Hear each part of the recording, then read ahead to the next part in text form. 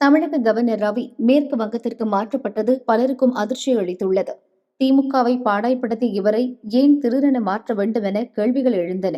இதற்கு பாஜ வட்டாரங்களில் சொல்லப்படுவது இதுதான். கவர்னர் ரவி மீது திமுகவுக்கு கடும் வெறுப்பு. இவரை வைத்து அக்கட்சி அரசியல் செய்தது. சட்டசபை தேர்தல் பிரச்சாரத்திலும் கவர்னரை ஒரு பேசுபொருளாக்க திமுக திட்டமிட்டது. எனவேதான் அவர் மாற்றப்பட்டார். இது அவருக்கு ஒரு பின்னடைவு என சிலர் சொன்னாலும் அது உண்மையல்ல. மேற்கு வங்கத்திற்கு அவரை மாற்றியது ரவிக்கு ஒரு பதவி உயர்வு என ராஜ தரப்பில் சொல்லப்படுகிறது. மேற்கு வங்கத்தில் கவர்னராக இருந்த ஆனந்த் போஸ் மீது ஏகப்பட்ட புகார்கள் குவிந்தன. கேரளாவைச் சேர்ந்த முன்னாள் IAS அதிகாரியான இவர் மேற்கு வங்க பாஜவினர் எப்போதும் சந்திக்க நேரம் கேட்டாலும் ஒதுக்கியது இல்லையா? கவர்னர் மாளிகையிலும் இவருக்கு எதிரான புகார்கள்.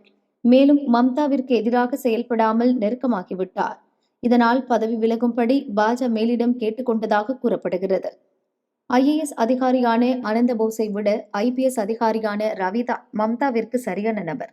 மேற்கு வங்க சட்டசபை தேர்தலில் ஆளுங்கட்சி வன்முறையை கட்டவிழ்த்துவிடும். இதை சமாளிக்க ரவிதான் பொருத்தமானவர். அதனால்தான் அனந்த போஸ் மாற்றப்பட்டார் என சொல்லப்படுகிறது.